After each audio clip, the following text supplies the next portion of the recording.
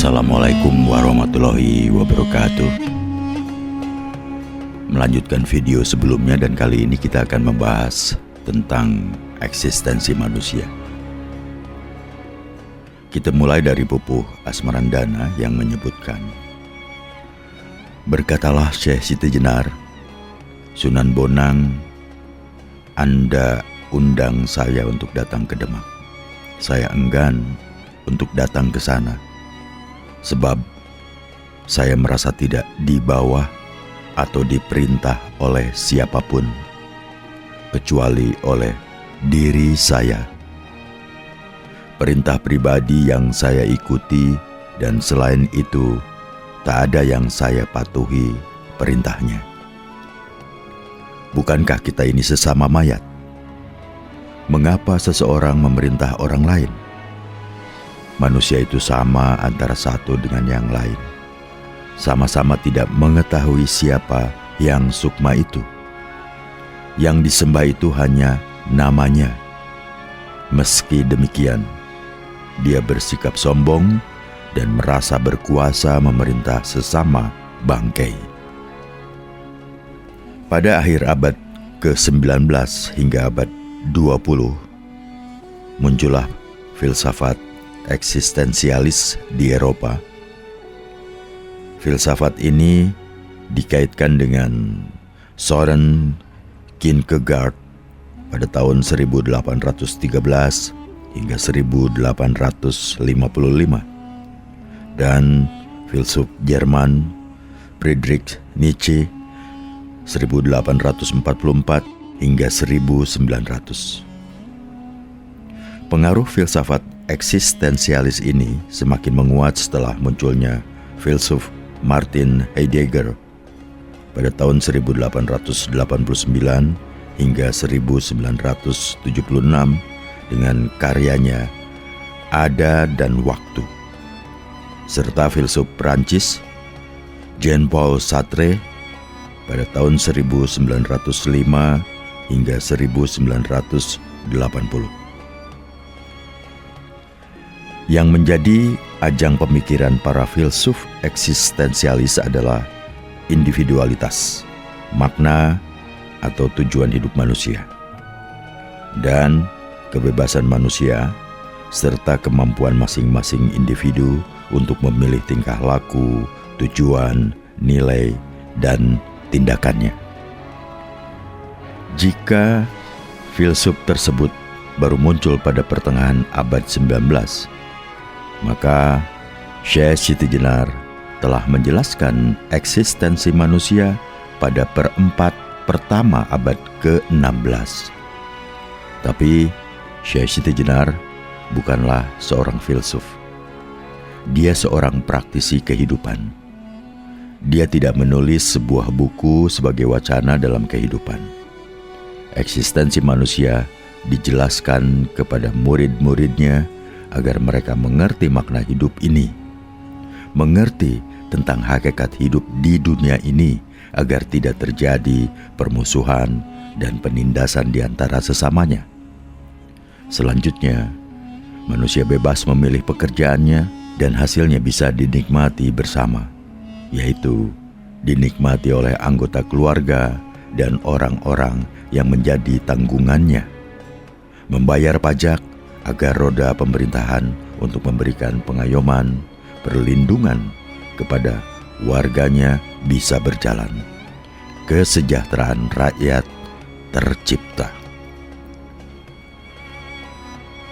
Berbicara tentang perintah sang pribadi, pada video sebelumnya telah dibahas pengertian pribadi, bahwa manusia hidup ini sebenarnya perwujudan dari pribadi. Hakikat pribadi itu satu, karena pribadi merupakan pancaran zat ilahi. Tidak ubahnya sel-sel yang membentuk tubuh kita. Semuanya berasal dari satu sel hasil peleburan sperma dan telur. Dari sel itu terbentuk berbagai macam jenis organ tubuh yang membentuk satu jaringan raga ini. Sel badan, sel tulang, sel kepala, sel rambut, mata, hidung, dan mulut, serta yang lainnya, berasal dari satu sel yang berbeda peranannya.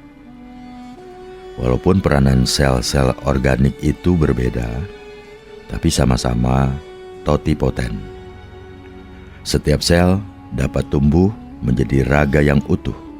Itulah bukti bahwa hidup ini berasal dari pribadi yang satu. Tidak ada dua pribadi di dunia ini. Dari satu pribadi tumbuh menjadi banyak manusia. Yang banyak itu badan ragawinya. Yang banyak hanyalah penampakan fisiknya. Lingkungan hidup manusia mempengaruhi perilaku dan pandangan hidupnya, mempengaruhi peranan yang diembannya, sehingga dari satu pribadi lahirlah aneka ragam kehidupan dan peran. Semua merupakan wujud dari kodrat dan irodat pribadi pancaran ilahi. Wujud-wujud lahiri manusia ini hanyalah bentuk-bentuk gelombang. Ada yang kecil, ada yang besar, ada yang pendek, ada yang panjang. Semua berasal dari lautan.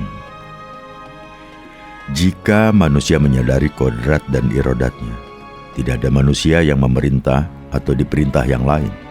Tak ubahnya pertumbuhan dan perkembangan sel-sel di dalam tubuh ini.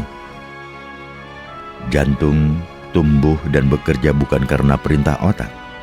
Begitu pula yang lain-lain.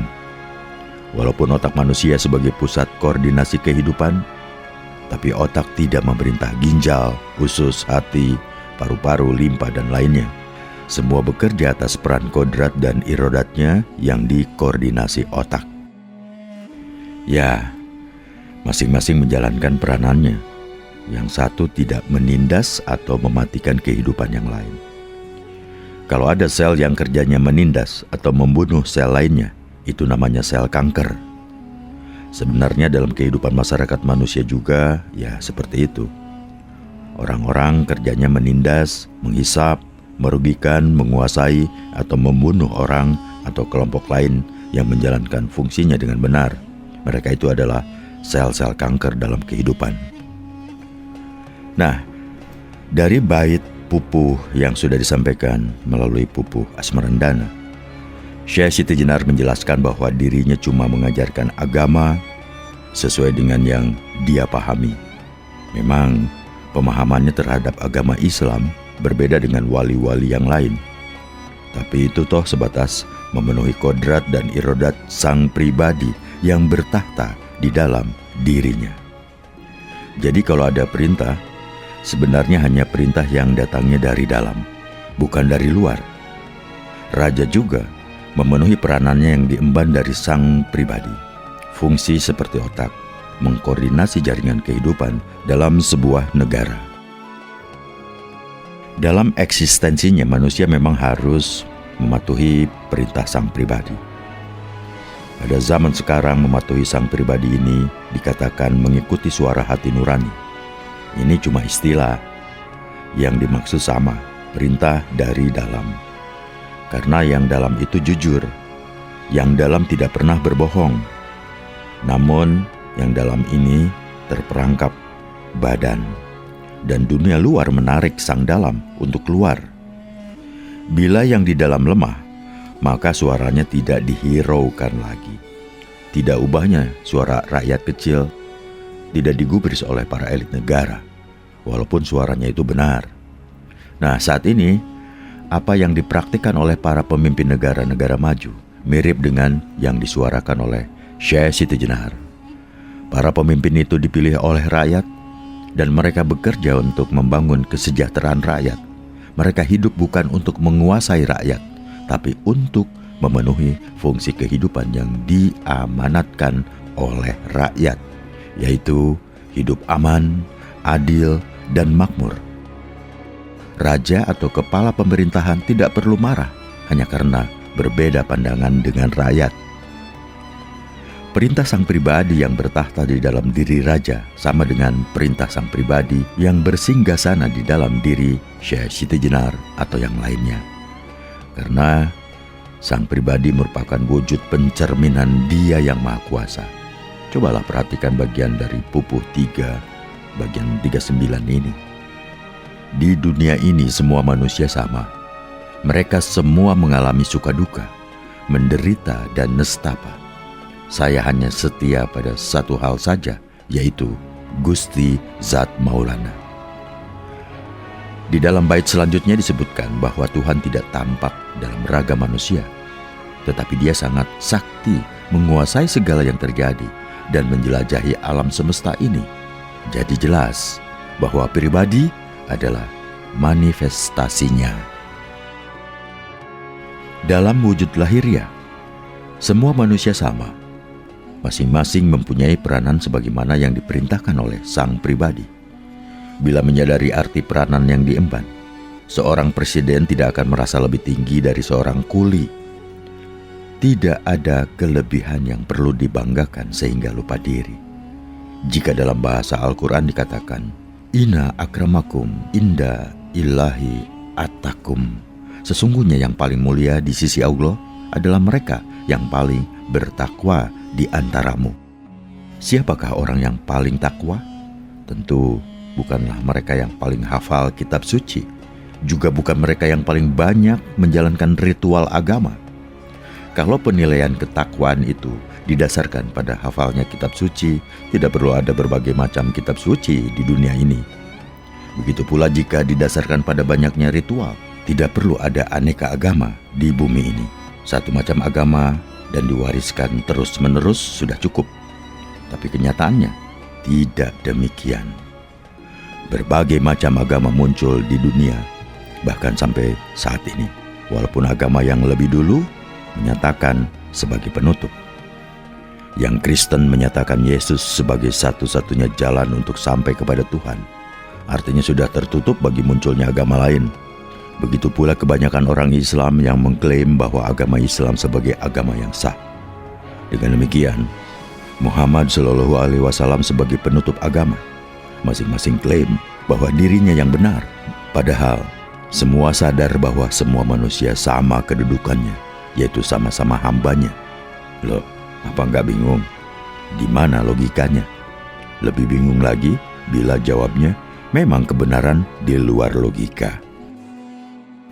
Tidak perlu susah-susah mencari definisi takwa. Definisi dapat direkayasa. Tapi yang jelas, takwa berkaitan dengan kebenaran. Yang paling banyak berbuat benar, ya dia itu yang paling banyak menabung kebenaran. Dan kebenaran bukanlah teori. Kebenaran adalah praktik. Amal bakti dalam kehidupan.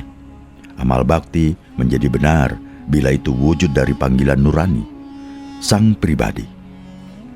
Amal bakti yang berasal dari panggilan luar diri, apakah itu karena hadiah atau perintah, iming-iming atau paksaan? Jelas bukan kebenaran. Karena kebenaran itu berjalan secara alami. Kebenaran bekerja secara alami. Ia berjalan dari dalam dirinya, dari kodrat dan irodatnya. Dengan demikian, orang yang paling bertakwa adalah orang yang paling banyak mengikuti nuraninya. Dengan kata lain, orang yang paling banyak mematuhi perintah sang pribadi. Dalam bahasa Al-Quran, yang paling bertakwa yaitu mereka yang paling banyak mengikuti kehendaknya. Kehendak Tuhan itu dilewatkan melalui saluran-saluran resmi yang dinamakan sang pribadi atau sukma sejati. Nah, yang paling mulia ya dia yang ajak mendengarkannya dan mengamalkan perintahnya sesuai dengan kodrat dan irodat yang ada pada dirinya. Sedangkan kalau kita bicara tentang hidup tanpa perintah, pemain sepak bola yang 11 orang itu sama-sama kedudukannya, sama-sama pemain dari 1 ke 11. Yang berbeda hanyalah fungsinya. Ada yang sebagai kapten, ada yang sebagai penyerang, penjaga gawang, dan lain-lain. Yang satu tidaklah lebih hebat dari yang lain hanya karena fungsinya. Kehebatannya terletak pada sejauh mana dia bisa mengoptimalkan peranannya. Bila bola tendangan lawan ke gawang tidak pernah mampu membobolkannya, maka dia adalah penjaga gawang yang hebat. Tangan kanan juga tidak lebih mulia dari tangan kiri, walaupun tangan kiri hanya digunakan untuk menjalankan peran yang dianggap jijik. Ini semata pembagian peranan. Masing-masing berperan sebagaimana yang dikehendaki, sesuai dengan skenario, sama-sama seperti pemain sandiwara. Masing-masing menjalankan peranan sebagaimana yang telah ditetapkan oleh sutradara. Sesama pemain tidak boleh saling perintah, nanti menjadi kacau balau. Setiap pemain harus bermain sungguh-sungguh sesuai dengan skenario dan arahan sutradara. Dalam dunia hewan itu hal yang biasa. Dalam dunia lebah atau tawon, ada yang menjadi ratu, tentara penjaga sarang, dan ada yang menjadi pencari makanan. Semua bekerja sesuai dengan peranan yang diembannya. Semua berjalan normal, semua berjalan sesuai dengan fungsi hidupnya. Pada masyarakat manusia pun, ada skenario untuk hidup di bumi ini. Setiap orang dilahirkan sebagai khalifah, wakilnya di bumi. Dalam bahasa hadis, masing-masing orang adalah pemimpin dan akan dimintai pertanggungjawaban dan akuntabilitasnya sebagai pemimpin di bumi ini. Ya, masing-masing sebagai wakilnya atau pemimpin di bumi. Masing-masing akan mendapat nilai sesuai dengan besar kecilnya tanggung jawab yang dipikul dan kesungguhan dalam menjalankan kepemimpinannya itu. Di luar fungsi dan besar kecilnya tugas, manusia sama kedudukannya, sama-sama sebagai hamba Tuhan, sama-sama sebagai mayat. Dengan kata lain, sama-sama hidup di alam kematian. Artinya, sama-sama antri untuk menuju hidup sejati. Karena itu, manusia tidak boleh menyombongkan diri, tidak perlu merasa lebih berkuasa daripada orang lain. Seorang raja tidak perlu merasa berkuasa terhadap rakyatnya. Raja atau rakyat cuma peranan di alam kubur ini. Jika semua orang menyadari peranannya masing-masing, maka tidak ada saling perintah di antara manusia. Pemerintah tidak perlu mengeluarkan perintah. Loh, apa dapat berjalan suatu pemerintahan jika tidak ada perintah terhadap rakyatnya? Sungguh bisa. Tidak ada alasan pemerintah tidak bisa bekerja bila tanpa perintah. Negara-negara maju sekarang ini sedang berjalan menuju pemerintahan tanpa perintah. Karena itu, mereka terus-menerus mengurangi perintah. Hidup di alam modern bukanlah hidup di bawah perintah. Hidup di hari kiamat, di zaman kebangkitan, bukanlah hidup di bawah komando. Tidak ada lagi saling memerintah dalam kebangkitan. Semua orang bekerja sesuai dengan rencana dan deskripsi kerja yang diterima. Setiap orang terpanggil untuk memenuhi kodrat dan irodatnya. Tidak ada kewenangan bagi seseorang untuk memerintah yang lain. Apa saudara hendak mengajarkan pelajaran untuk menolak perintah? Apa tidak menjadi rusak suatu negara tanpa mengeluarkan perintah? Memangnya kita ini mendapat mandat untuk memerintah orang? Mari baca dengan seksama ayat ini. Sesungguhnya Robmu ialah Allah yang menciptakan langit dan bumi dalam 6 periode. Dan Dia bersemayam di atas ars. Dia menutupkan malam kepada siang dan siang kepada malam. Masing-masing mengikutinya dengan cepat. Matahari, rembulan, dan bintang-bintang semuanya patuh pada perintah Allah. Ingatlah, menciptakan dan memerintah itu adalah hak Allah. Maha berkah Allah, Tuhan semesta alam. Yang pertama kali kita perlu sadari adalah langit dan bumi ini kreasi Allah, Sang Maha Pribadi. Alam semesta ini hasil dari rasa cipta karsanya Allah. Dan Dia bersemayam bertahta di ars. Pada setiap ciptaan ada arsnya. Loh, ars Tuhan di dalam badan wadah ini adalah otak yang terletak di kepala ini. Ya, di dalam otaklah semua aktivitas organ-organ tubuh manusia dikoordinasikan. Jadi jelas bahwa otak tidak memerintah organ-organ tubuh untuk bekerja. Siapa yang memerintahkan organ-organ itu bekerja? Tentunya Tuhan. Fungsi otak hanyalah mengkoordinasi, bukan membawahkan. bukan pula memberi komando. Setiap organ telah mengerti tugasnya. Otak cuma menyelaraskan kerja organ-organ itu. Nah, baik otak maupun organ-organ tubuh lainnya, semuanya patuh kepada Robi yang Maha Esa, yang Maha Pribadi, Allah Sang Pencipta. Semua organ tubuh sebenarnya sama-sama melayani Tuhan, musakkaratin bi amrihi, mematuhi perintahnya, memberikan layanan sesuai dengan kehendaknya. Matahari, rembulan dan semua bintang pada melayani Tuhan sesuai dengan fungsi yang diembannya. Loh, kok manusia yang ditugasi sebagai wakilnya malah merasa lebih berkuasa daripada yang memberi mandat? Semua manusia adalah wakilnya. Bagaimana mungkin antar wakil saling memerintah? Dari mana hak memerintah itu didapat atau diperoleh? Perhatikan ujung ayat tadi. Mencipta dan memerintah itu adalah hak Allah, bukan hak manusia. Kalau kita mau jujur memeriksa Al-Quran, maka kita tidak akan mendapati perintah dari seseorang kepada orang lainnya. Nabi dan Rasul pun ketika beliau-beliau itu masih hidup, tidak pernah memerintah umatnya. Bahkan apa yang disebut amar ma'ruf nahi munkar bukanlah merupakan perintah dari satu orang atau sekelompok orang kepada orang atau kelompok orang lain. Amar ma'ruf merupakan pengajaran, pendidikan dan pelatihan untuk hidup yang benar. Pemerintah bekerja untuk menyediakan sarana bagi terwujudnya amar ma'ruf. Bila Nabi dan Rasul itu tidak punya hak untuk memerintah umatnya, lalu untuk apa mereka itu diturunkan kepada umat manusia? Nabi, Rasul, utusan atau apapun namanya diutus ke dunia ini untuk mengajar manusia, untuk memberikan pelajaran kepada umat manusia, agar manusia dapat menemukan jalan hidupnya yang benar. Meski ada Rasul atau Nabi yang menjadi raja atau kepala negara, tapi mereka tidak bertindak sebagai pemerintah atau untuk menguasai manusia. Lasta alaihin bi musaitir. Engkau bukanlah orang yang menguasai atau memaksa mereka. Tidak ada hak bagi manusia untuk memerintah yang lain. Manusia hidup setara. Setiap orang bekerja sesuai dengan fungsi dan posisinya. Memerintah atau memaksa orang lain sebenarnya bersaing dengan Tuhan. Apa artinya? Jika sombong, sekecil apapun disebut syirik, apalagi memerintah atau memaksa. Wajar bila Syekh Siti Jenar mempertanyakan mengapa seseorang memerintah orang lain.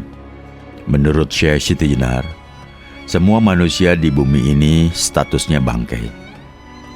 Sama-sama berada di alam kematian, menyongsong kematian.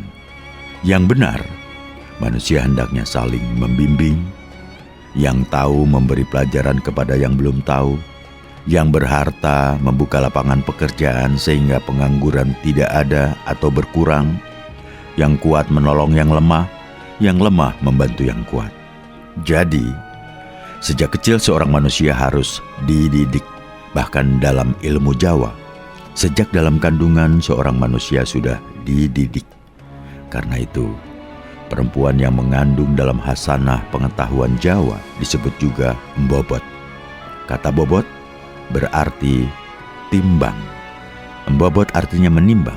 Ya, menimba kehidupan yang masih berada di dalam perut. Agar kelak, jika lahir, bayi itu tumbuh dan berkembang menjadi manusia yang berkualitas. Bila umat yang dilahirkan ini berkualitas, maka umat bisa bekerja tanpa perintah. Didikan sejak di dalam kandungan, ketika masih balita, di sekolah dasar dan menengah, telah membuat matang dirinya. Kalau dia bisa melanjutkan ke SMU atau SMK atau sekolah menengah kejuruan, itu bukan karena tuntutan atau kewajiban, tapi karena bakat dan kemampuannya ada di tahap itu. Jika cara dan sarana yang diberikan benar, maka kemampuan seseorang bisa dideteksi sejak dini. Ada kisah nyata yang saya ketahui. Suatu hari saya check-in di salah satu hotel di Tokyo. Koper dibawa oleh seorang pekerja hotel di kamar yang telah ditentukan. Sampai di kamar, saya beri dia tips. Tapi ditolaknya, karena itu tak biasa di Jepang. Lalu saya bertanya kepadanya, "Anda lulusan apa?" Saya mencoba ingin mengetahui tingkat pendidikan pekerja pembawa barang tamu di hotel itu. Saya hanya lulusan SMU, jawabnya. Mengapa Anda tidak melanjutkan ke perguruan tinggi? Tanya saya. Kemampuan otak saya tidak sampai di perguruan tinggi, jawabnya dengan polos. Pekerja tadi cuma lulusan SMU. Ia sadar bahwa kemampuan otaknya hanya untuk lulus SMU. Jadi tidak perlu dipaksakan untuk masuk perguruan tinggi. Tidak perlu gengsi. Di Jepang, upah seorang yang baru lulus dari SMU dan yang baru lulus dari perguruan tinggi tidak begitu berbeda. Perbedaan pendidikan itu hanya untuk posisi dan kesempatan untuk menaiki jenjang karir. Penghasilan lulusan SMU bisa lebih tinggi daripada lulusan perguruan tinggi bila yang SMU mau bekerja kasar dan yang perguruan tinggi bekerja kantoran. Pekerja tadi tanpa perintah langsung mengangkat koper saya. Ia mengerti tugasnya di hotel itu. Manajer hotel pun tanpa memerintah. Ya, sesuai dengan fungsinya. Manajer melaksanakan tugas untuk mengurus dan mengatur hotel. Semua yang bekerja di hotel itu bekerja dengan sesuai deskripsi, uraian tugasnya masing-masing. Dan hal itu dijelaskan ketika si karyawan baru diterima. Lalu dia dilatih untuk mengerjakan apa-apa yang akan dikerjakannya nanti. Dengan demikian, hidup tanpa perintah bukanlah utopia, bukan hayalan atau impian semata. Memang perlu masyarakat yang dewasa yang matang untuk membentuk kehidupan tanpa perintah. Pendidikan sesuai dengan tingkat kemampuannya harus bisa dinikmati oleh seluruh rakyat. Budi pekerti tetap ditanamkan sejak kecil. Keteladanan dalam hidup ini tetap dijalankan oleh para orang tua, orang-orang tua, atau yang dipandang tua karena jabatan, posisi, atau statusnya. Kata instruksi di negara-negara maju tidak lagi bermakna perintah, seperti yang dipahami oleh masyarakat di negara berkembang atau belum maju. Instruksi berarti proses pengajaran atau pengetahuan tentang sesuatu yang diajarkan, atau pernyataan yang menyebutkan bagaimana sesuatu itu seharusnya dikerjakan. Karena itu, kalau kita beli barang-barang elektronik, kita akan menerima lembaran petunjuk. Di situ dicantumkan instruksi tentang cara-cara mengoperasikannya.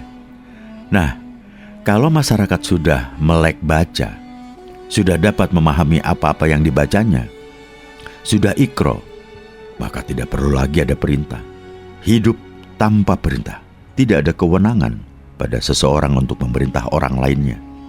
Dinyatakan oleh Syekh Siti Jenar bahwa semua orang sama-sama tidak dapat melihat Hyang Sukma, sama-sama tidak bisa melihat Tuhan yang Maha Esa. Jadi semua yang ada ini hasil dari cara pandang kita, produk dari persepsi.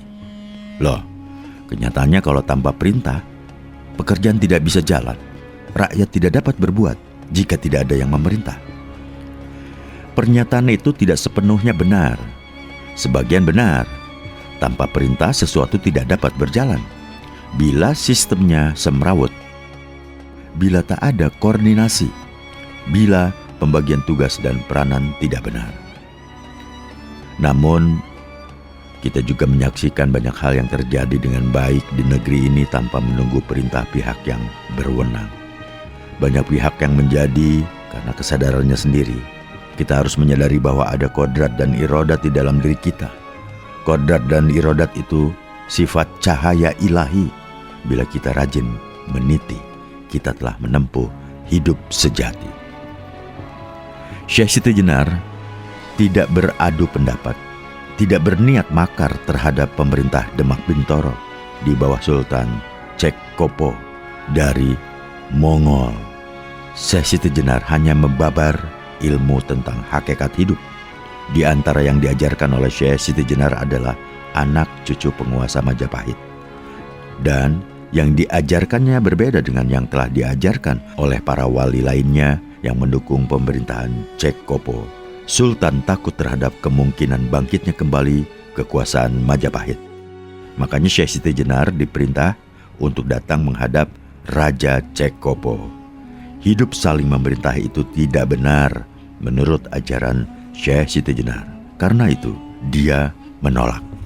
Kebenaran yang diajarkan oleh Syekh Siti Jenar ini saat ini makin terasa dan makin tampak, terutama di negara-negara maju, Amerika, Eropa, dan Jepang.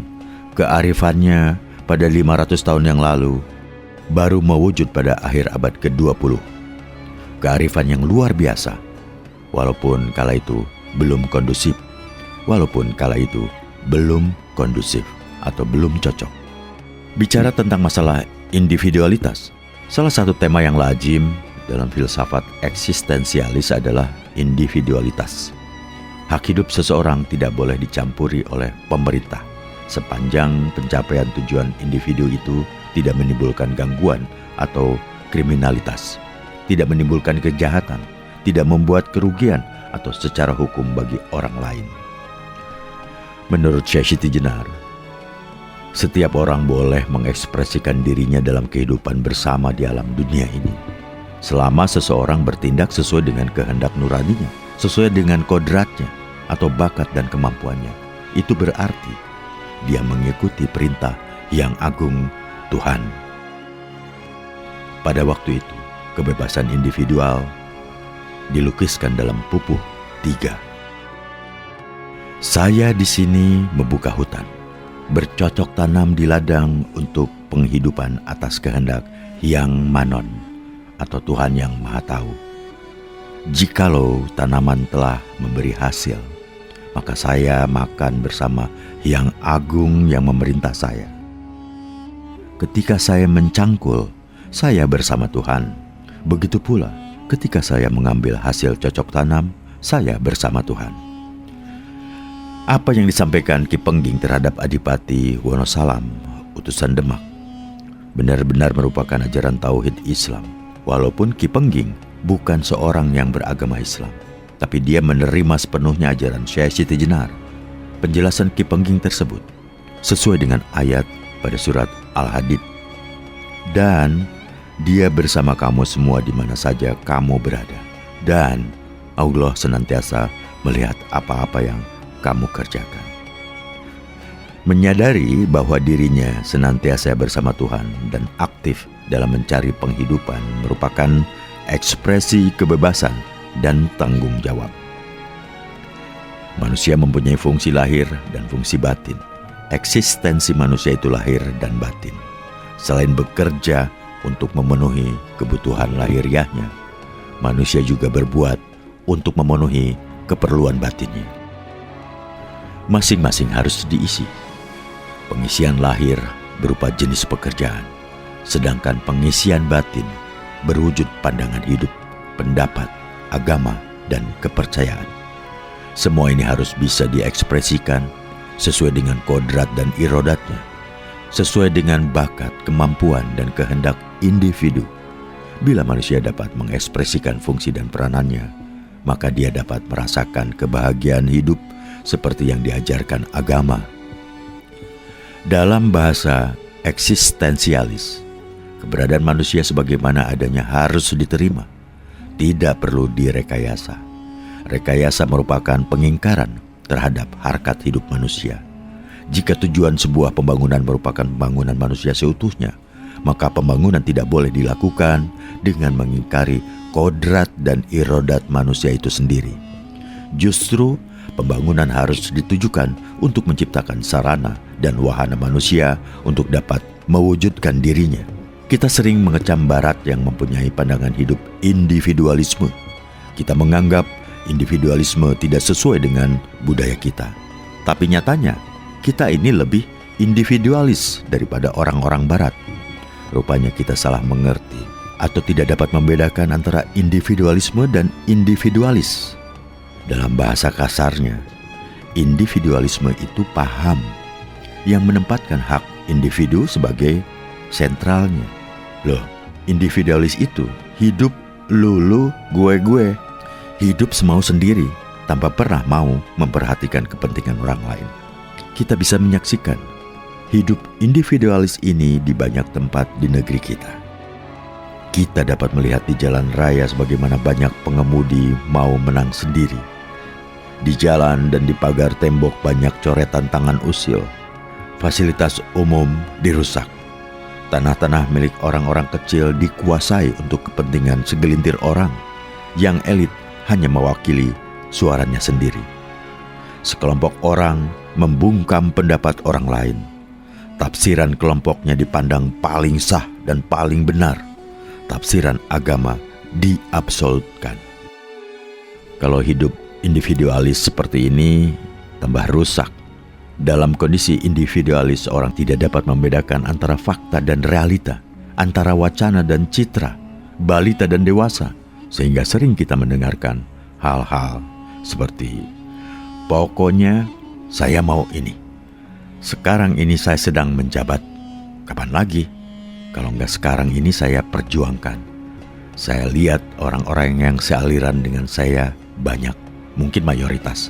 Mengapa ide saya ini tidak bisa ditegakkan di bumi pertiwi ini? Loh, yang saya perjuangkan ini kan cita-cita luhur. Ya, model-model semacam ini sedang berkeliaran. Banyak orang yang ingin menjadi Tuhan seperti Fir'aun. Di antara kita ini banyak orang yang pandai mengkritik atau mengumpat Fir'aun, tapi secara tidak sadar menirunya.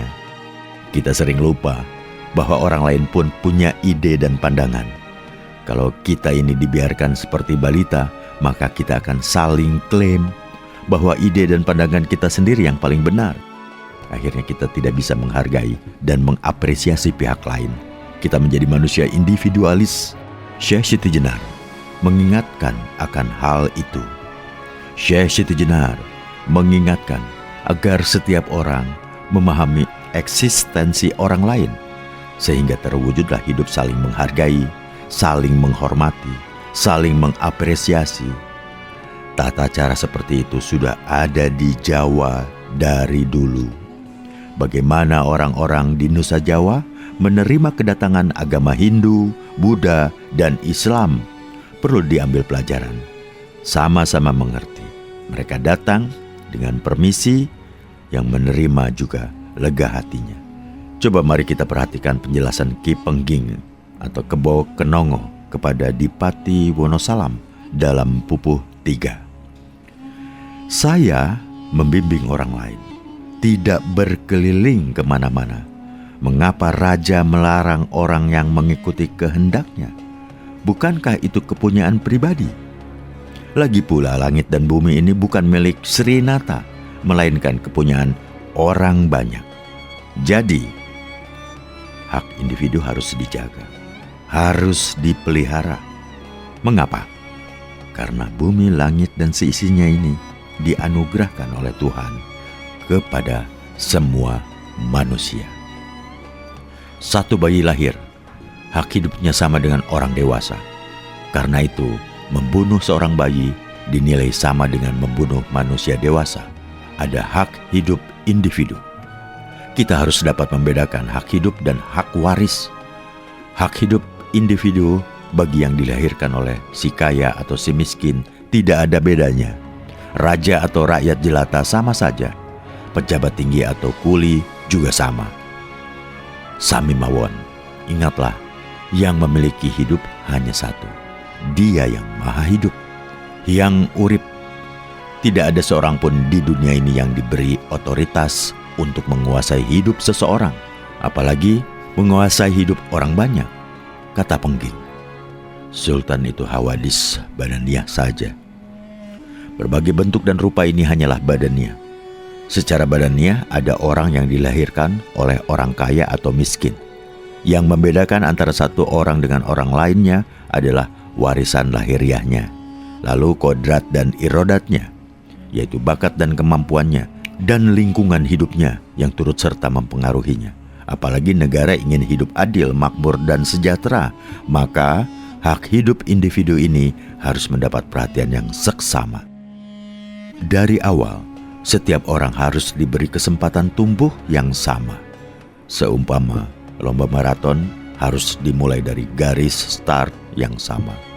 Setiap warga harus diberi kesempatan untuk meraih pendidikan setinggi-tingginya sesuai dengan kemampuan dan bakatnya. Biarkan individu untuk berkembang sempurna. Yang tua harus legawa, berlapang dada untuk memberikan kesempatan kepada yang muda. Dan ini semua dapat terwujud bila kita memahami eksistensi manusia. Nah, sekarang kita bahas tentang tujuan hidup. Membicarakan eksistensi manusia tidak dapat dilepas dari tujuan hidupnya di dunia ini. Tapi sulit sekali menjelaskan tujuan hidup dengan kata-kata. Hal ini dapat dimengerti sepenuhnya karena manusia tidak ingat lagi mengapa dia harus hidup di bumi ini. Kita tidak ingat mengapa kita harus hidup ini ya. Jadi wajar jika kita tidak tahu tujuan hidup kita. Memang sangat banyak di antara kita yang mencari-cari tujuan hidup dari kitab-kitab suci. Mungkin kita bisa menemukannya di sana. Lucunya, kita ini ingin menemukan tujuan hidupnya sendiri, tapi justru informasinya diperoleh dari luar. Sama dengan anak yang ingin mengetahui namanya sendiri, lalu dia bertanya kepada orang lain. Tentu saja jawabnya tidak tahu, atau malah orang lain itu yang memberikan nama.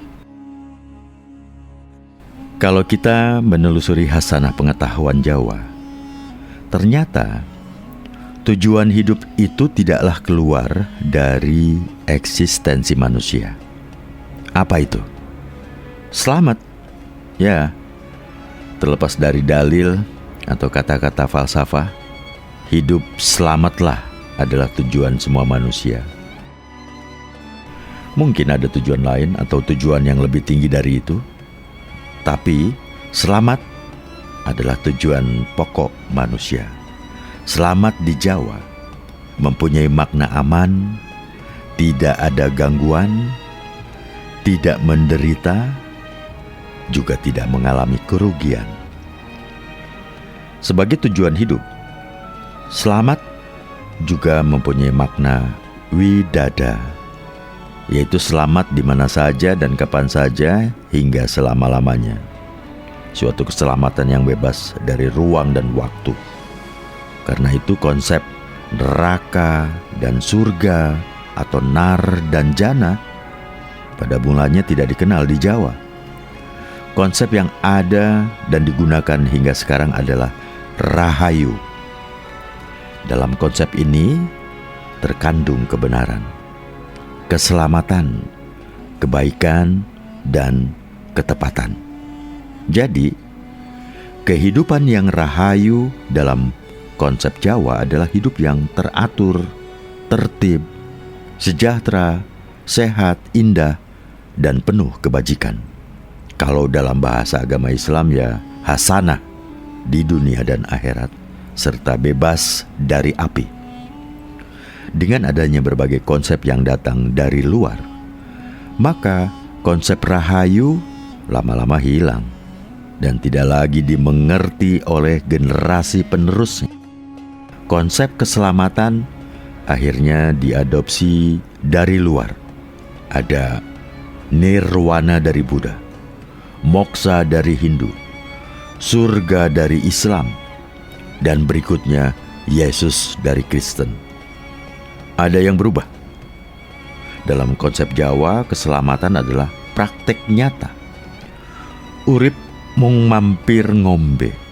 Hidup di dunia ini hanya untuk meminum air atau kehidupan. Hanya datang untuk minum. Dengan minum itu, kita mempunyai tenaga untuk melanjutkan perjalanan. Jadi, hidup itu menempuh perjalanan. Kemana? Ke kehidupan sejati. Hidup yang tidak tersentuh oleh kematian. Yang dalam bahasa Islam, hidup di akhirat. Tapi ada perbedaan dengan pandangan Jawa. Akhirnya bagi Jawa tidak harus datang setelah alam raya ini hancur. Akhirat bagi Jawa adalah keadaan yang bisa dialami sekarang ini.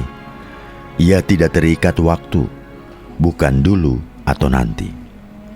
Karena hidup sekarang ini merupakan wahana untuk menuju ke kehidupan sejati, hidup yang rahayu. Maka dalam hidup sekarang ini manusia harus tahu pintu-pintu atau jalan-jalan yang harus dilewati. Harus mengetahui dengan benar air yang diminum. Jangan sampai minum air yang kotor atau mengandung racun. Dijelaskan dalam serat Niti Sruti yang ditulis oleh Pangeran Karangayam pada tahun 1612 dan ditulis dalam versi Jawa Baru pada tahun 1928. Kartining tias yen wus tekeng jati, pan wus sirna rere geding angga, ruwat sagung mamalane, kadi sarira ayu, kang makana yeka manawi, terus prapteng jero jaba, babarane jumbuh, ning wening tan kawawaran, ing satemah pan wus keni den wastani, syuh sirna manungsanya. Maksud hati yang sudah sampai pada kebenaran, kotoran yang telah sirna dari badan, mencegah segala keburukan, bagikan tubuh yang jelita yang demikian itu jika telah sampai pada luar dalamnya, akhirnya seimbang, bersih, jernih tanpa campuran, akhirnya dapat dikatakan lenyap sudah sifat awam manusianya. Jalan yang harus dilalui itu adalah jalan hati. Hati yang bisa mencapai kebenaran. Hati yang demikian itu harus bebas dari berbagai penyakit atau kotoran, tanpa pamrih dalam bertindak, tidak dengki dan mendengki. Hati yang pemaaf, sombong, sudah jauh-jauh hari ditinggalkan. Tidak dumeh, tidak mentang-mentang berkuasa atau punya lalu berbuat semaunya. Tentunya jika hati sudah lurus, itu tercermin dalam perilakunya, tercermin dalam tutur katanya, terrefleksi dalam cahaya wajahnya, terpantul dalam suaranya ketika berbicara. Dalam kondisi hati yang jernih, seseorang akan dapat melihat jalan hidup yang harus dilaluinya. Nah, menurut Syekh Siti Jenar, dengan hati yang tulus, kita yang sekarang hidup di alam kematian ini harus berusaha mengetahui rahasia alam. Rahasia alam yang paling rahasia adalah pintu-pintu kematian. Setiap orang menyadari bahwa dirinya pasti mati, tapi sekarang ini kita tidak mengetahui lagi caranya mati. Kita bukan orang-orang yang rela mati, tetapi orang yang terpaksa mati, dengan kata lain, dipaksa mati. Semula disebutkan selamat merupakan tujuan utama dalam hidup. Tapi sekarang selamat tinggal menjadi kepercayaan. Selamat bukan merupakan praktik kehidupan lagi. Orang cuma percaya bila mengikuti agama A, B, atau C akan selamat. Sudah tidak ada bedanya lagi dengan anak kecil yang percaya pada sesuatu. Ibadah atau melaksanakan syariat agama yang semula dimaksudkan untuk membersihkan dan mensucikan hati dan badan, sekarang tinggal formalitasnya saja. Tujuan hidup adalah selamat. Terlepas dari penafsiran tentang apa yang disebut selamat, tapi yang jelas, selamat bukan angan-angan atau kepercayaan. Selamat itu realita. Selamat atau rahayu, widada dalam bahasa Jawa adalah kenyataan atau keadaan nyata dalam hidup ini. Kalau sekarang kita yang hidup di negeri ini tidak merasakan rahayu, itu tandanya banyak orang yang belum selamat, baik yang masih hidup maupun yang sudah mati. Sehingga energi negatif dalam jumlah yang besar sedang menerpa negeri kepulauan Nusantara ini. Sudah tiba masanya bagi kita semua untuk menenangkan batin dan menjernihkan pikiran. Sudah waktunya kita pandai memaafkan dan tidak membalas dendam. Sudah waktunya kita pandai memberi yang kurang. Jangan malah ngaji mumpung. Kita justru malah mengambil kesempatan milik orang banyak untuk golongan kita, partai kita, dan lain sebagainya. Padahal itu bukan jalan keselamatan. Semua praktek nista itu akan menimpa anak cucu kita sendiri, akan dirasakan oleh diri kita. Agama adalah jalan. Din adalah kepatuhan. Percuma hidup memeluk agama bila tidak dapat berjalan dengan benar di atas jalan yang dipilihnya. Seseorang belum berada di atas jalan yang benar bila tetangganya masih kelaparan. Manusia Indonesia belum berketuhanan bila kebodohan, kemiskinan, keserakahan, kesakitan, dan kelaparan masih melanda negeri ini. agar dibukakan batin kita ini untuk melihat pintu-pintu ke jalan hidup sejati, agar diberitahu pintu kematian yang benar. Sementara kalau kita berbicara tentang kebebasan manusia, yang dari dulu dibicarakan dalam kehidupan manusia adalah kebebasannya. Bebas atau tidaknya hidup ini menjadi wacana dan perdebatan dalam agama dan filsafat. Tidak juga berhenti pada masa sekarang ini. Namanya wacana. Orang tidak pernah bisa lepas dari kepentingan hidupnya atau kelompoknya. Pandangan free will, kehendak bebas, dan predestination, fatalisme atau takdir atau nasib senantiasa bertempur sepanjang zaman. Penguasa feodal atau otoriter biasanya memihak konsep predestinasi agar tidak diberontak oleh rakyatnya. Dengan konsep takdir, manusia sedang dicekoki sabu-sabu, bukan candu lagi. Di negara-negara miskin, negara-negara berkembang, konsep takdirlah yang telah memenangkan pertempuran. Banyak terjadi kontradiksi. Di satu sisi orang diajar untuk beriman dan beramal saleh agar dapat masuk surga. Di sisi lain orang dibatasi geraknya dengan pengajaran masuk surga itu rahmat Tuhan, atau penyelamatan itu karena iman, bukan karena perbuatan. Nah loh, anak didik dibuat bingung sendiri. Ini disebabkan kebenaran itu dipahami hanya sebatas wacana. Untuk memahami kebebasan manusia ini, marilah kita pelajari dengan seksama bait-bait pupuh yang disampaikan oleh Syekh Siti Jenar maupun oleh muridnya Ki Pengging. Jelas bahwa Syekh Siti Jenar menolak konsep nasib. Menurut Syekh Siti Jenar, manusia harus bisa hidup hakiki, hidup berlandaskan hak, kemandirian, dan kodrat. Dengan kodrat dan irodatnya manusia harus berikhtiar dengan disertai keyakinan bahwa dirinya senantiasa manunggal dengan Yang Maha Kuasa. Syekh Siti Jenar tidak beradu konsep. Ajarannya bukan berupa filsafat, juga tidak berasal dari kitab-kitab suci. Kitab suci dipelajari hanya untuk menambah wawasan dalam pergaulan hidup. Dalam hidup manusia perlu berkomunikasi dengan sesamanya. Dalam komunikasi, penjelasan dan keterangan diperlukan. Kata-kata yang mudah dipahami oleh teman diskusi diperlukan. Karena itu, pandangan orang lain dan kitab-kitab suci perlu diperhatikan dan dipelajari. Kebebasan tidak hanya berarti berikhtiar atau berusaha. Termasuk dalam kebebasan adalah kemauan untuk memilih. Jadi, manusia bebas untuk memilih apa yang dia kehendaki dalam hidup ini. Sepanjang yang dipilihnya itu tidak melanggar prinsip keselamatan, ya selamat buat dirinya, ya buat lingkungan hidupnya. Tidak ada paksaan untuk melakukannya. Justru, kalau ingin kehidupan bangsa ini selamat, maka kita harus berani memberikan kebebasan kepada generasi muda. Dalam Pupuh 8 disebutkan, sekalipun saya ingin hidup sejati, biarlah saya sendiri yang menentukan. Saya akan pulang sendiri ke alam kehidupan sejati. Nah, kebebasan akan ada bila generasi tua legawa untuk memberikan jalan hidup yang lempang atau lempeng kepada generasi mudanya. Berikan generasi muda teladan hidup nyata yang baik, transparan, jujur, tidak ber-KKN. Biarkanlah generasi muda hidup sesuai dengan kodrat dan irodatnya.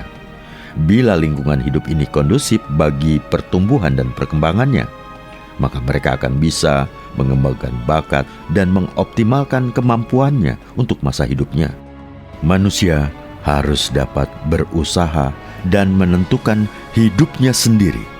Setiap generasi harus dapat menentukan langkah hidupnya sendiri bagi tegak dan sejahteranya bangsa ini. Demikian yang bisa saya sampaikan, dan kita akan lanjutkan pada video-video berikutnya. Terima kasih. Wassalamualaikum warahmatullahi wabarakatuh.